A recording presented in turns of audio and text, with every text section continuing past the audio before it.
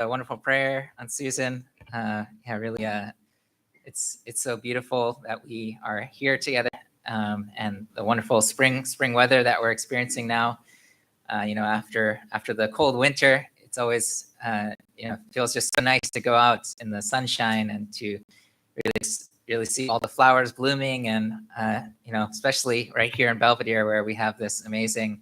This whole property is like one big, beautiful garden, right? So every time we come here, we can really feel God's grace and God's blessing. And since it is kind of the beginning of spring, I wanted to give a kind of a spring themed sermon, planting seeds. The spring is really a time, as Aunt Susan prayed, it's really a time that we can feel great hope. Hope for the future, hope for what is to come. But it's also a time for us to sow those seeds, knowing that there will be a time of harvest that is awaiting us. So let's start off with some scriptures. This is from Ecclesiastes 11, verse 6. It says, "Sow your seed in the morning, and at evening let not your hands be idle. For you do not know which will succeed, whether this or that, or whether both will do equally." So the Bible is telling us to constantly sow seeds in our life. We have to always be thinking that what I'm doing right now is an investment towards the future, right? So in the Bible there are many times that Jesus, or even before Jesus, this metaphor of sowing seeds is used, and we can really see how God put a lot of just life lessons about the universe and how the principles of how the universe works. He put those lessons into the nature and into how nature works, and we can learn so much about that. But I always want to, whenever I give a sermon, I always want to bring it to our daily life and what we go through in our life. So I want to just take a moment to think about our own lives and think about the different aspects of our life. It could be our health, our growth, our environment, the people in our life.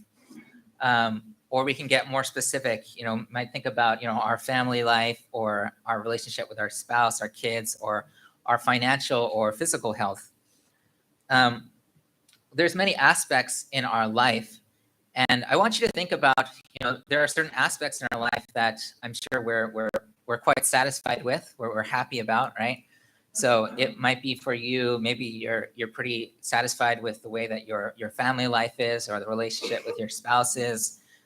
Or maybe you're doing pretty well financially and you're feeling satisfied about that. But also, I think with all of us, we have certain areas of life that we might not be so satisfied about, right?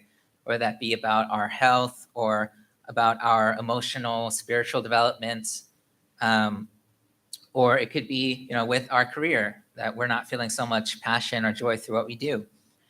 But what I want us all to reflect on is to think about, what makes us, what really creates a beautiful experience in life, in a certain area of life, is really the seeds that we plant in that area, right? It's the seeds that you're going to be planting in your physical health on a daily basis that creates, a beautiful functioning body, or the seeds that you plant in your financial health, every to be vigilant, to be making sure you're making investments towards the future. That's what's going to allow you to have a healthy financial health. So I want to take a look at what are some principles that we can find in Father's words when it comes to planting seeds. So here are 3 principles of planting seeds that we can take away from Father's words. So the first one is that you cannot choose the fruits you have. You can only choose the seeds you plant. Okay. Let's read from the autobiography. It says, "If you plant a jujube tree in the front yard of your home, you'll have jujubes in your home. If you plant apple trees on the hill behind your home, then they will produce apples. Think carefully about your choice of goals and where you intend to plant them." So, right, it's pretty simple, and it's kind of common sense. We know that if you plant an apple tree, you're going to get apples, right? If you plant an orange tree, you're going to get oranges, right? If we saw some apples growing on an orange tree, we'd be like, whoa, what is going on here? We'd probably start freaking out, and maybe those who don't believe in God will start believing in God in that time. But we know that, yeah, apple trees produce apples, orange trees produce oranges. But sometimes in life, we are upset with the fruit that we have in life, right? We're like, why is this happening? Why is it this way? And why does it my body feel this way? Or why is my finances this way? And we're getting upset with the fruit that we have, thinking that, it's like we're thinking that some different kind of fruit is supposed to emerge from the seeds that we're planting, right? Imagine like a farmer who grows corn. I just found this picture on the internet, but he doesn't look super excited or happy about his corn. So I was just thinking, imagine a corn farmer who's all he grows is corn, but he hates corn. He hates the smell of corn. He hates the taste of corn. And every time he sees it, he's just upset. He said, "Oh, corn." and he curses his ancestors who he inherited this corn farm from. And this might seem like a silly story, but we can imagine this. We can kind of take this into our own life. This is a metaphor for our own life, that sometimes we're looking at the fruit around us, the corn around us, and we're cursing it, and we're complaining and criticizing it. Sometimes we criticize, the planter or the person who gave us that seed. But really, what there is to do is not to criticize or complain about the fruit, but to actually change the seeds that we're planting, right? It's to actually just change the seeds we're planting. Plant some positive seeds in our life. So if that means, in our career, it doesn't necessarily mean you have to change your career, but start planting some positive seeds there. Start to build up some friendships there, some relationships. Start to build a culture of love there. If you see something if you look at our community and there's some fruits that you don't like, right? You say, "Oh, I don't really like that we do it this way," or we're lacking in this way. Instead of criticizing the fruits, you want to think about, okay, what seeds can I plant in this community to make it a more beautiful garden where I feel more joy and happiness. So again, the first one is that we cannot choose the fruits, but we can only choose the seeds that we plant. The second principle is that seeds take time to sprout. So again, this is from The Way of God's Will. It says, the deeper you plant a seed, the longer it takes to sprout. Don't be impatient, since restoration history was planted over the course of 6,000 years. How can we expect it to sprout in a day? So have you seen the bamboo that sprouts in Belvedere? I don't know, for some reason I really like bamboo. It's such a it's strong, it's tall, it's awesome. Fun fact, did you know that bamboos are not actually trees? Did you know that? Bamboos are actually grass. Isn't that kind of crazy? And bamboo, one thing about bamboo is that bamboo is actually one of the fastest growing plants in the entire world. It can take only 60 days for bamboo to, once it sprouts, it could take only 60 days for it to reach its full height that it's ever going to reach in its lifetime. So, but another interesting thing about bamboo is that even though it takes only 60 days from this time it sprouts to maturity, it actually can take up to 3 years from the time that you plant a seed in the ground, where it's going to take 3 years to start to establish its roots in that ground. And before you see anything pop up, really, it takes that time to build that foundation. But once it pops up, then you see this amazing structure that just shoots up to the sky. And so, this is another, metaphor for life is sometimes we plant a seed. If you planted a seed of bamboo and you expected to see something, in that season or in, that month, you might feel disappointed because you don't see anything. Like I planted a seed, I'm watering it, I'm taking care of it. Why don't I see anything spring up? But things take time. That bamboo takes its time, and that's a lot of times in life. The seeds that we plant in life, the investments that we make, they take time to bear fruit. I'm sure that parents know this very well. That you can invest and invest and invest, your seeds of your love and your dedication into your children, but it's going to take time for you to really see that that's bearing some kind of fruit. And sometimes it might feel difficult because we're feeling impatient. We're feeling like we want to see a change right now. When we say this one thing, we acknowledge our child or our spouse, and we want to see them smile and be happy and everything's all great.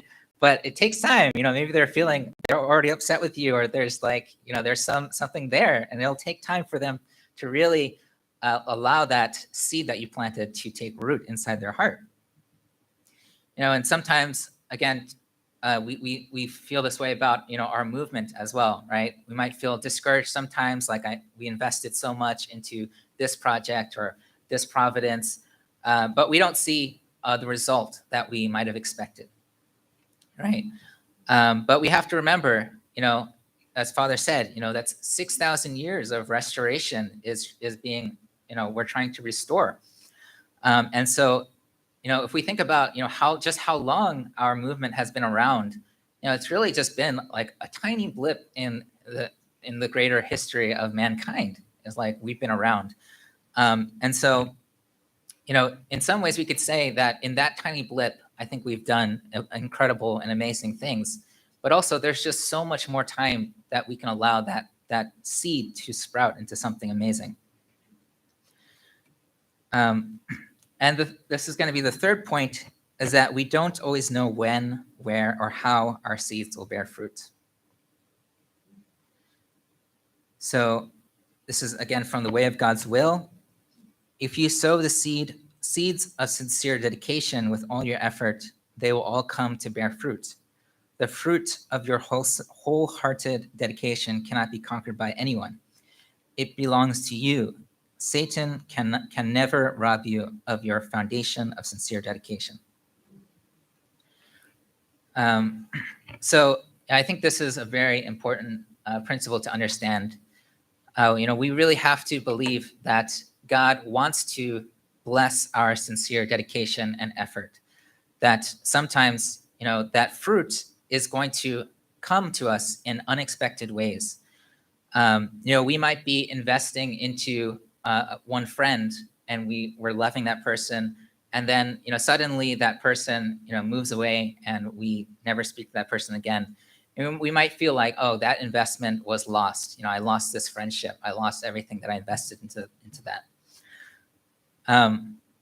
But I want us to remember that investments are never lost. Sometimes they bring fruit in unexpected ways.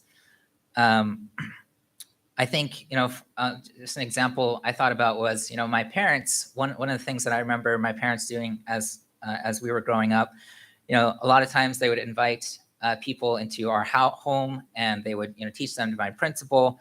They would treat them to dinner and really try to treat them like family, and they still do this. And sometimes those people would stay around, and they would go on to get blessed someday. But a lot of times they didn't. They would lose interest at some point. They would something would happen where they'd stop trusting my parents, or crazy things happen sometimes.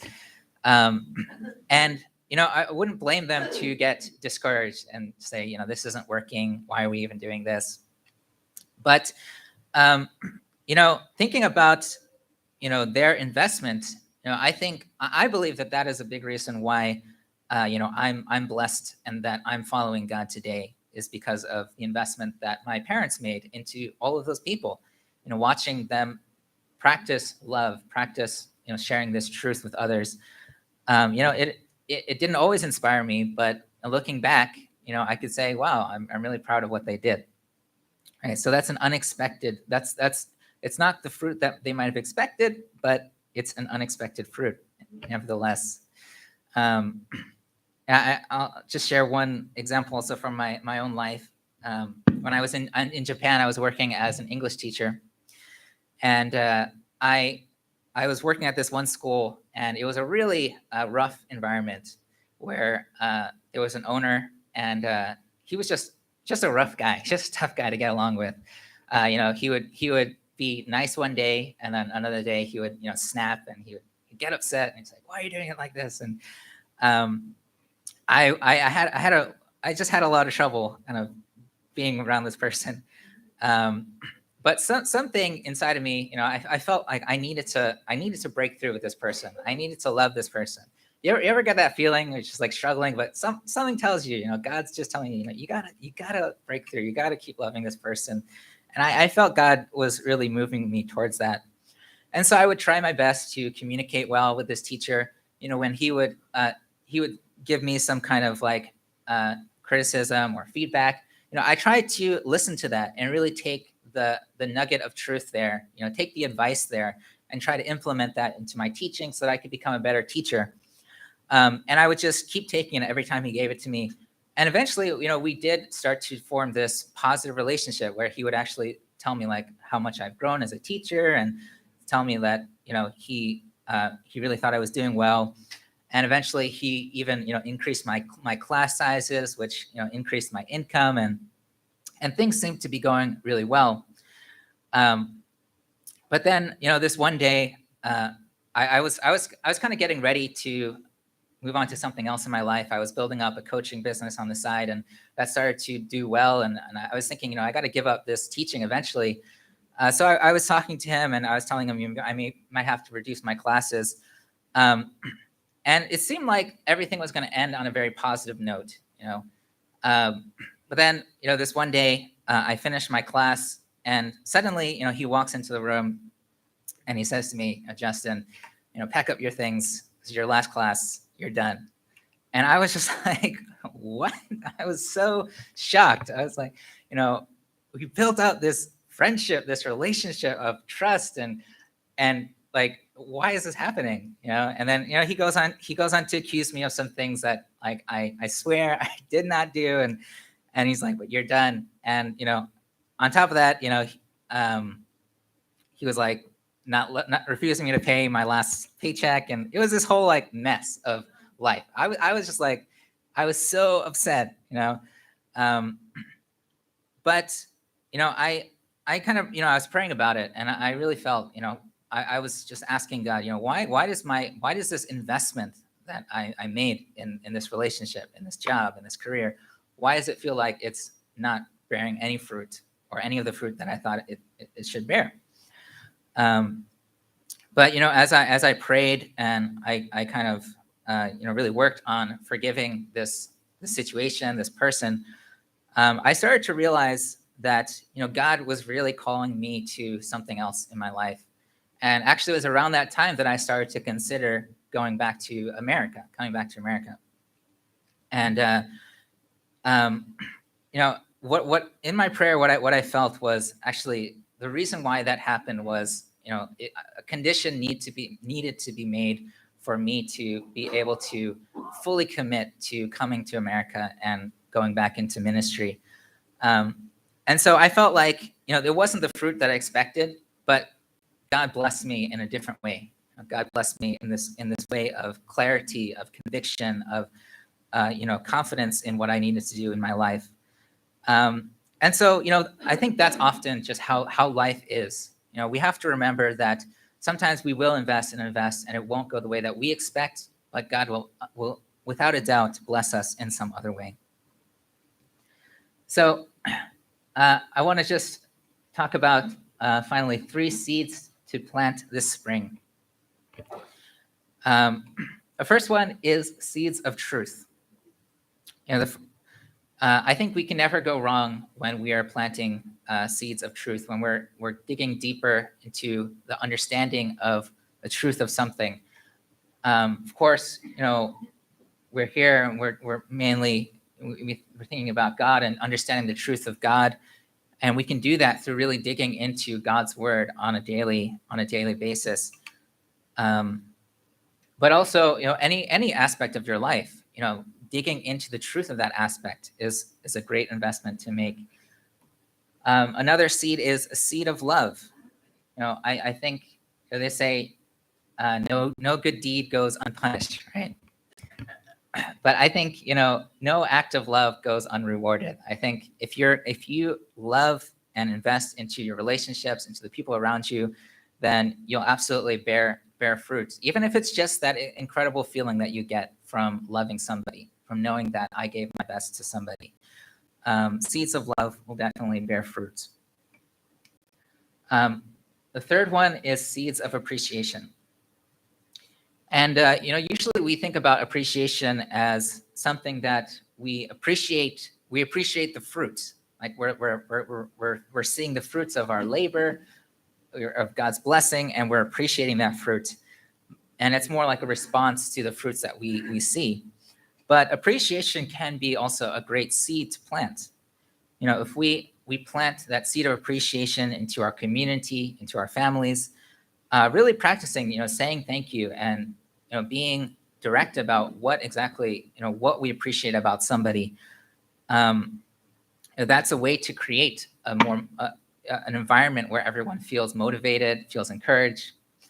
I remember this one time I said to my dad, I said, you're a really good listener. And that was before, it was right before I was getting into a conversation with him. And he listened to me the best he's ever listened to me in my life. So sometimes preemptive appreciation is a really, really good seed to plant. So we always say, thank you so much for your tithes, everybody. So that's the third seed that we can plant, not just spring, of course, but every single day in our life. Finally, I want to just leave with bringing it to remembering our true parents, and remembering that our true parents are really people who lived these principles in their life every single day. They traveled to all corners of the earth to sow these seeds of love, seeds of sincere devotion and truth and appreciation.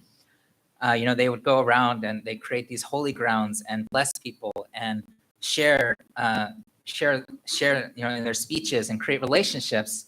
And all along the way, they were planting seeds, knowing that these seeds would blossom into a better future for humanity. And even right here at Belvedere, we are literally surrounded by the fruit of the seeds planted by our true parents and brothers and sisters from all around the world. This place is a fruit of those seeds planted long ago. So, let's really live with a grateful heart, that they have been absolute in their faith, that their seeds will bear fruit. Even though many might have criticized them or said, or put down their fruit and say, what was the point of that? But they knew that those investments would grow into a beautiful garden. So let's really turn this world, our nation, our families, and ourselves into beautiful gardens that God can really manifest, his love, his truth, his beauty into. Let's continue to sow seeds of love, truth, appreciation, and really have absolute faith that those seeds will bear fruit someday, somehow. So I really want to just, again, thank you all for being here today. Thank you for sowing your seeds here in this community. This community, the greatness of this community is because of the seeds that we've all planted together. And so I thank you, and God bless you. And please join me in prayer.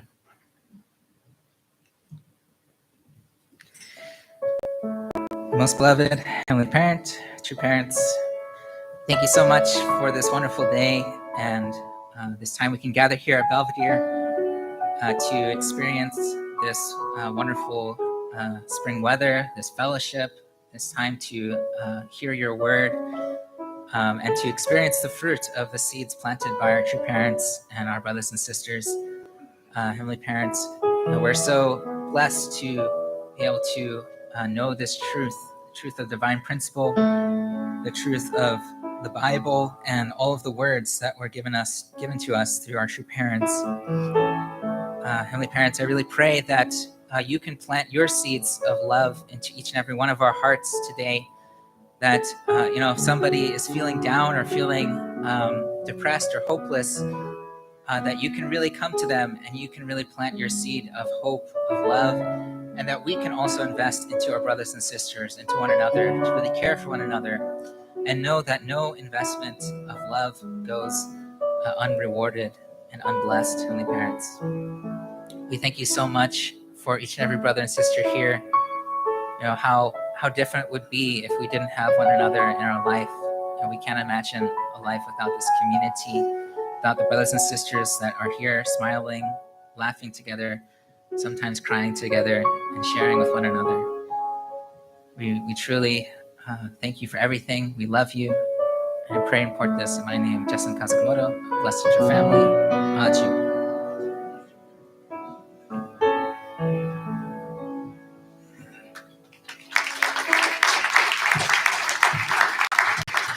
Yeah, thank you so much, Pastor Justin. So many deep points for us to consider.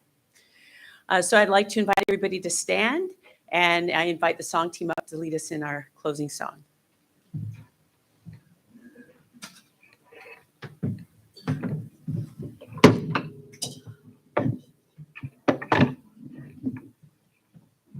That was a beautiful spring message filled with milk and honey. Very, very good. So we'll close with the song Tongil, Song of Unity.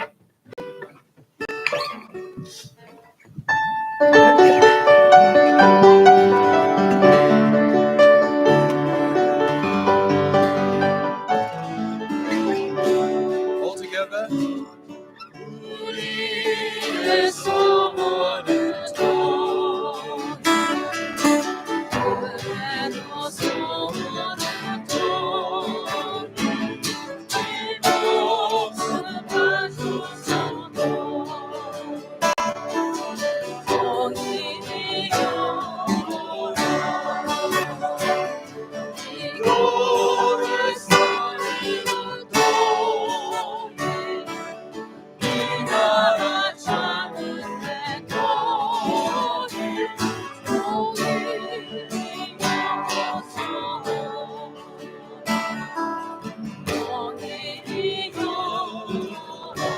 Our church hopes. Our church hopes for unity.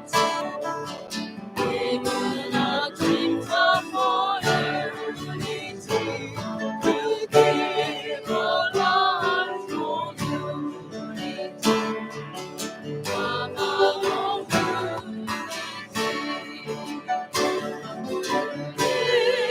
Saving the people. Unity saving all nations. Come here, unity. Among you.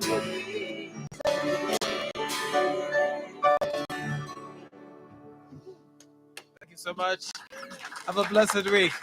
Have a blessed week.